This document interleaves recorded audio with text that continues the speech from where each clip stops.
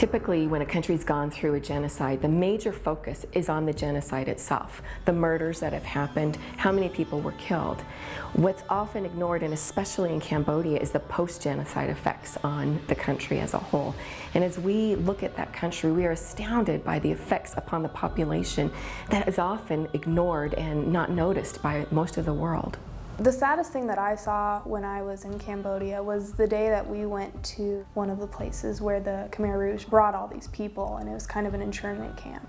And they had pictures of all of these people that entered into this camp. Being able to see a little bit of what these people went through, I still can't wrap my head around all of the terrible things that went on there. The people that survived the killing fields today are adults. They watch their family, they watch their friends, they watch people all around them being murdered by a Khmer Rouge that was intent on finding people that they considered to be a threat to the society, to their power. The population that remains in Cambodia has an average age of 28 years old. That feels like they have no confidence, they have nothing to offer the society, and they have no skills to rebuild the country.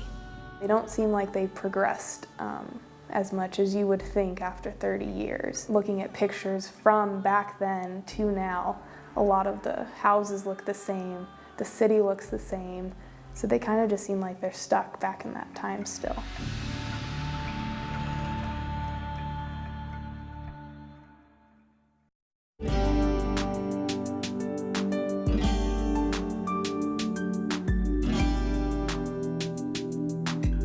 Our work in Thailand has allowed us to follow the Lord's leading and some open doors that are happening on the Thai-Cambodia border.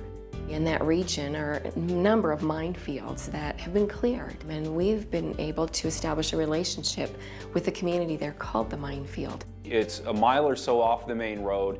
You walk through the rice fields and you really almost don't even know you're in a village when you're there. Most of them had built a very crude shelter within there, but really for the most part, none of those people have really even begun the process of making that somewhere that is sustainable for them as a place that they can live.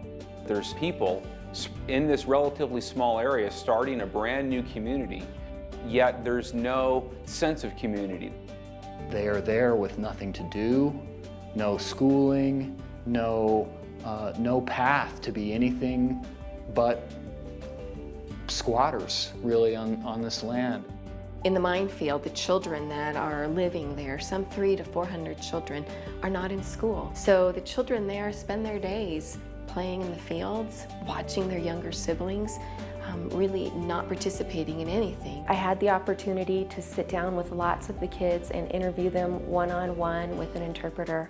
And it was really neat to hear that they all had such great hopes and dreams for their futures. Many of them wanted to be doctors, nurses, lawyers, teachers, but really, without school, they don't have the opportunity to make those dreams come true.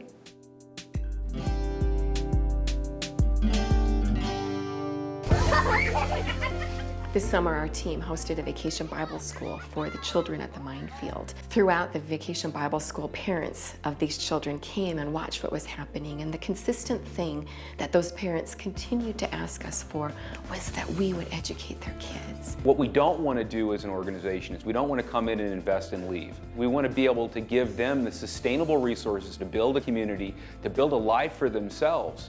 And by having a community center, by having a common place for them to be able to come together as a community, they have a future that I don't think they have on their own. Adding the elements of community to the situation in the minefield is really where we can have the biggest impact. And really show them something that brings self-worth to their lot. After going to Cambodia and coming back home and really being able to think through it and think, you know, if they had a church, if they had a place just to meet and gather and be able to get an education for their kids, just the hope that those little things would bring, and see how the small things that we can do from Colorado or from the United States can make a lasting effect on the people there in Cambodia.